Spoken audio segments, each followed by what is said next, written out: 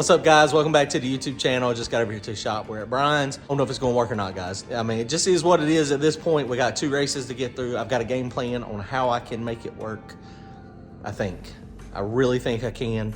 I think we're moving in the right direction, but ultimately I think this motor has got 2 choices. Either it's got to come out, we got to figure out how to take it all apart and drill a whole bunch of drain back holes in the lifter valley, or we got to put an external pump on it with a couple scavenge stages and then suck it from the valve covers or from the lifter valley. I've got that port on the intake. I could just put an extended down on that, an arm with a screen on it, and that way it would just suck. I don't know. We got to work on it. We got some work to do, but hopefully it can get us through the rest of this season. We got two big races.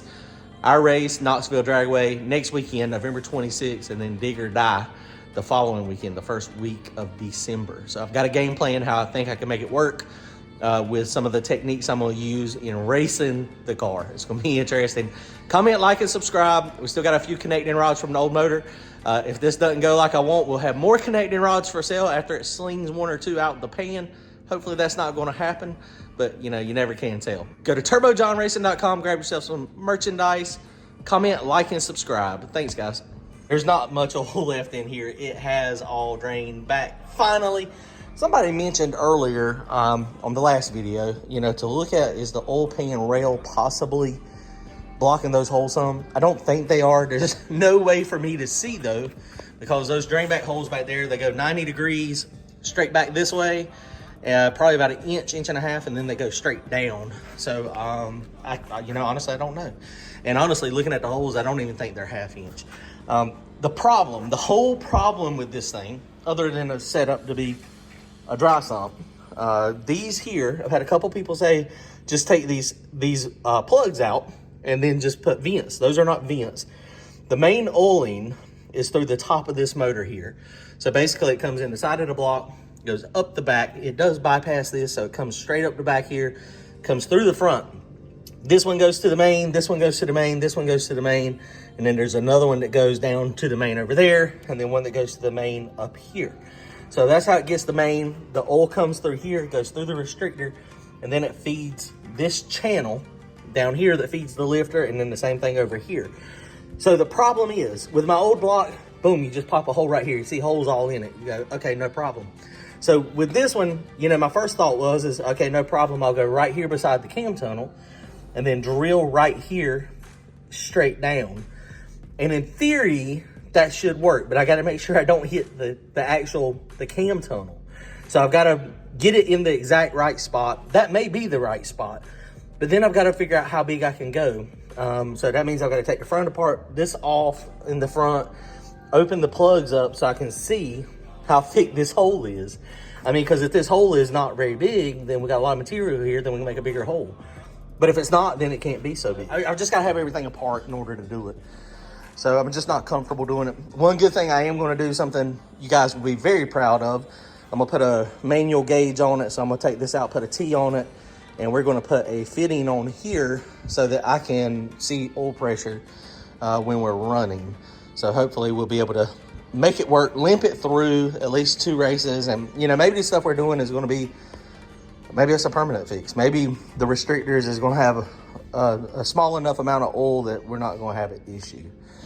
Not real confident at the moment though. All right, guys, so I went ahead and rechecked the clearance in the torque converter here. I did change shims. So we went from about 150, 155 to about 190 on clearance. And when I had it all apart, the converter with no spacer does go all the way in and touch the flex plate, because they're absolutely right. I have seen it before.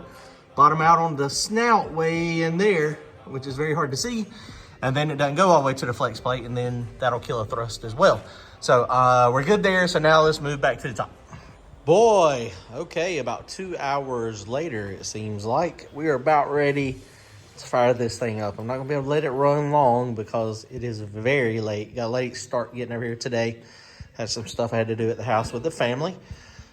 But it's late, so I can't let it run long. See how this ended up turning out on the valve cover. I think that turned out okay. This is definitely going to help with the breathing action. We're going to have to get us a dry sump most likely if we want to make this block work, or at least an external pump with some type of vacuum scavenge pump. But I think in order to make the scavenge, I guess I could take the scavenge stage, and actually I could probably just get a single stage pump and pump it, take this port back here under the intake and tap it down into the valley, go down in there with a screen on it like I was talking about, and just a single stage. And I have another return over here on this side of the oil pan down there. Can kind of see it down there. And we could pump it back into the pan up at the front there.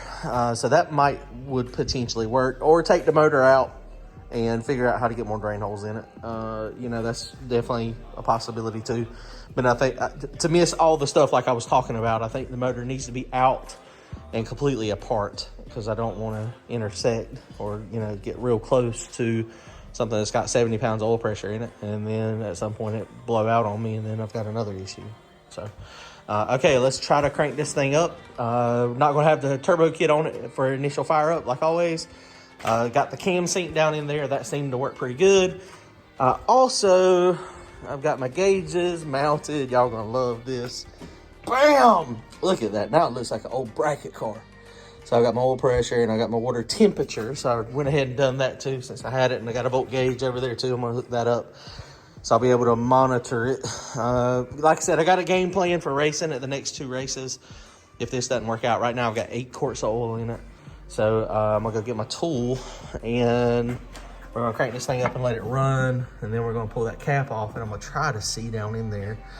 I don't know if we're gonna be able to video it or not. I'll do my best to look down in there. Brian and Randy's got one of the cameras somewhere, but I don't know where it's at tonight, so I'm not gonna look for it. If it looks like a problem, maybe next video I do on Saturday when I come over here and try to get this thing loaded in the box for our race, I will show y'all, send the camera down there with it running and see how much oil is actually there. I was earlier, I was priming it up. I primed it again today, and I did end up getting oil flow to that one single rock arm that was having issues last time. But that worked out, so I got it. Spinning it, I didn't have the gauge hooked up, so I don't know how much pressure it had, but it wasn't spinning, super, super fast. It was probably spinning 500 RPM or so, similar to idle. There wasn't a ton of oil coming out of the rocker arms. So, maybe the restrictors are going to make it happy with a little bit of quart and the stuff that we've done here. And we won't have to do anything else. It's one of those things, it's not a street car, so I don't have to have it draining back perfect. It's just got to be able to get back enough so that the pump don't run out. Probably for this race, also for this weekend, I am going to turn the safeties on for oil pressure and just let it so that it will revert back to wastegate. If you do an ignition cut, the ignition cuts on Hollies, I haven't figured out how to make it just cut the car off completely. I don't know if it can. I need to talk to Devin and see if that's possible. Because, ignition cut, it will kind of pop and backfire, kind of almost feeling like traction control. So if you're out there and it does that, I know in my head I'm going to pedal it and assume everything's good. But if you do revert to wastegate, usually it'll revert to wastegate, dump all the CO2 pressure, and just fall on its face. And so then at that point, okay, well, I need to let off. So, that would be a good thing. I'm going to have a gauge there, but, like everything, when you're racing, when you're drag racing, you can't look at those gauges. Those gauges are only good for doing a burnout and before you take off. And when you're slowing down, potentially. So, all right, let's try to fire this thing up, get fire in the hole, and see what we got.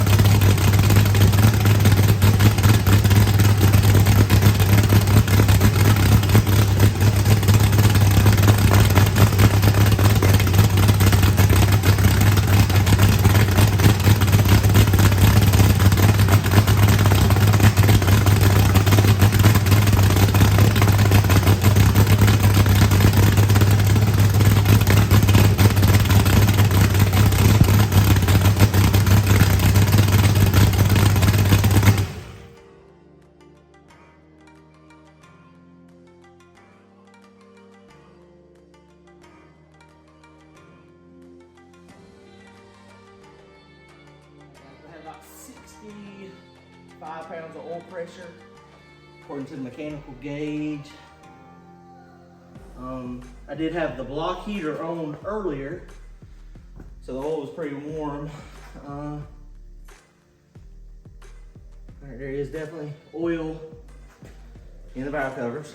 I don't see any down in the cam or the lifter valve. Oh, there's a little bit, but it's not much.